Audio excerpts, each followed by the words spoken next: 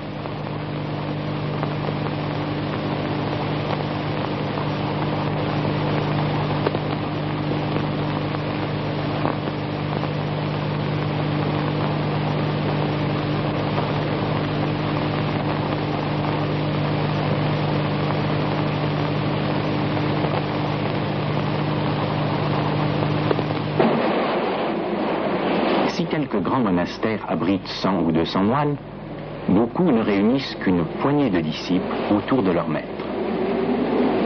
Le temple de Daido-in, entre Tokyo et Kyoto, est dirigé par le Roshi Asano, qui fut, comme Sensei Deshimaru, instruit par le célèbre Kodo Sawaki. Voix de l'effort soutenu et de l'intense ascèse, le zen est aussi la voie de la liberté, de la spontanéité, de la réconciliation des contraires.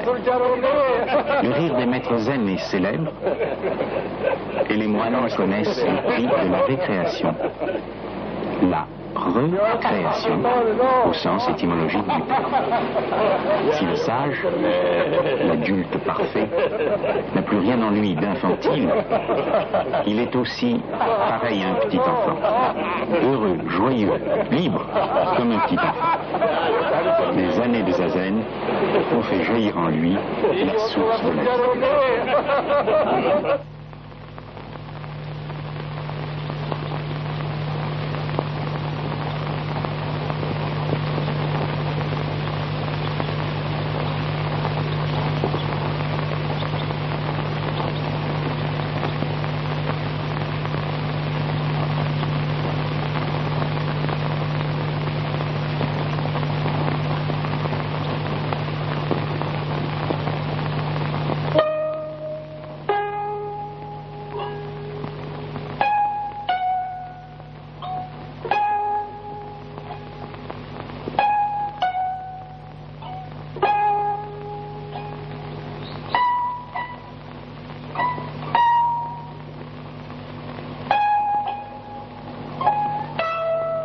Des montagnes, enfoui sous la neige plusieurs mois par an, le monastère Soto de Kashio-san.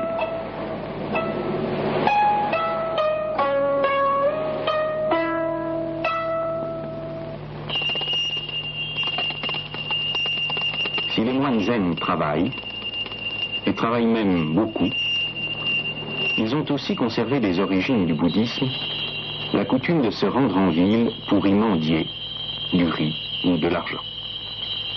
Le large chapeau de paille qu'ils revêtent à cette occasion leur cache le visage de celui qui donne ou qui refuse de donner.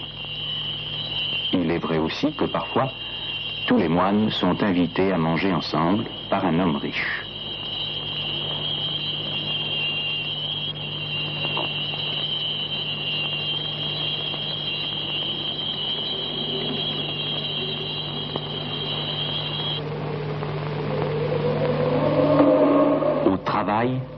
Tous participent.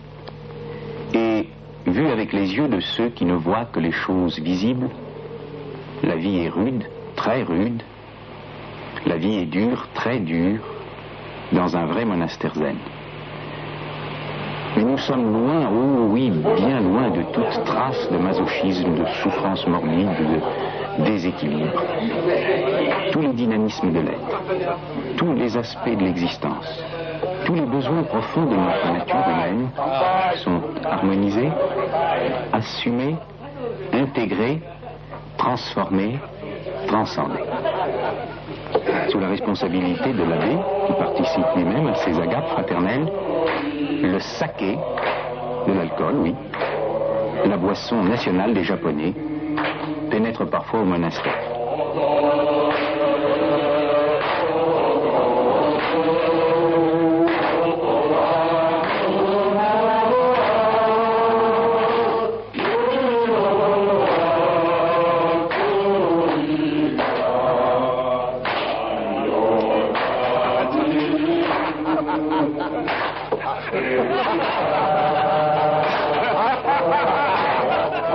Si c'est ça la vie, haha, si c'est ça la vie que tous les moines font, ricanent ou se lamentent, ceux qui ne comprennent pas, ceux surtout qui ne veulent pas comprendre.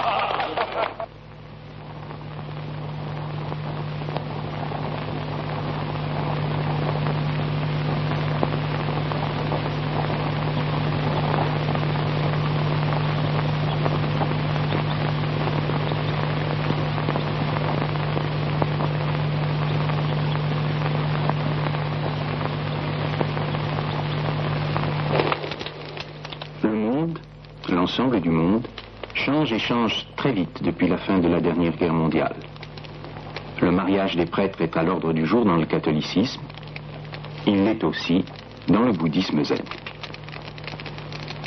Afin qu'il y ait au moins un moine dans chacun des temples zen disséminés du nord au sud de l'archipel nippon, les moines expérimentés qui résident seuls dans un monastère sont autorisés à se marier. Ils ont vécu pendant des années le sévère entraînement communautaire. Ils retournent dans les grands monastères pour les périodes des séchines. Ils peuvent officier comme pasteurs pour les laïcs lors des enterrements. Ils sont là, présents, parmi le peuple japonais. Le plus âgé des deux hommes qui entourent Taisen Deshimaru, soumis à l'ancienne règle du célibat, n'a pu être ordonné moine puisqu'il était marié. Mais il n'en est pas de même pour son fils, qui a femme et enfant. Les générations se succèdent, le feu naît, brûle, s'éteint, mais le zazen demeure.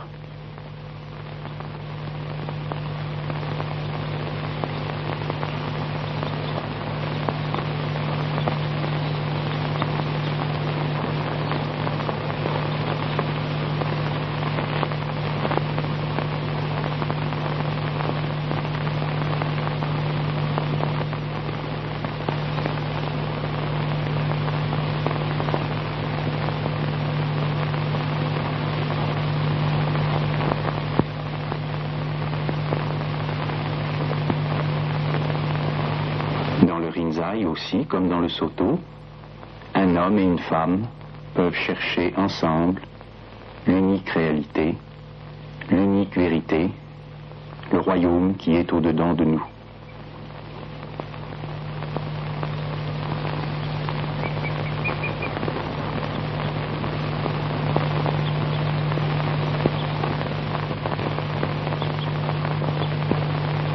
Il y avait deux âmes, il n'y en eut plus qu'une.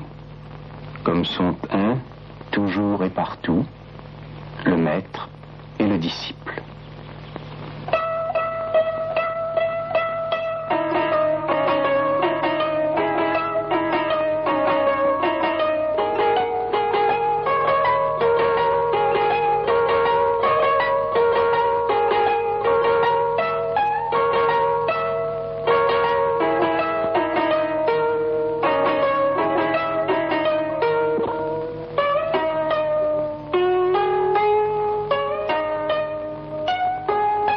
Japon 1971, Tokyo. Développement, production, expansion. On nous dit ce n'est plus l'extrême-orient, c'est l'extrême-occident. D'ailleurs, les mots orient et occident ont-ils encore un sens autre que géographique? Peut-on encore opposer le monde moderne aux civilisations traditionnelles? Un quartier de Tokyo, Ginza. Les Champs-Élysées avec un petit quelque chose de Pigalle. Des bars, des hôtesses, des geisha girls, des restaurants. Qu'est-ce que cela peut bien avoir à faire avec un film consacré au bouddhisme zen? Dans un immeuble ultra-moderne, un restaurant à chaque étage. Chinois, français, japonais, barbecue, il y en a pour tous les goûts. Un très grand bâtiment, un très petit bureau, un patron.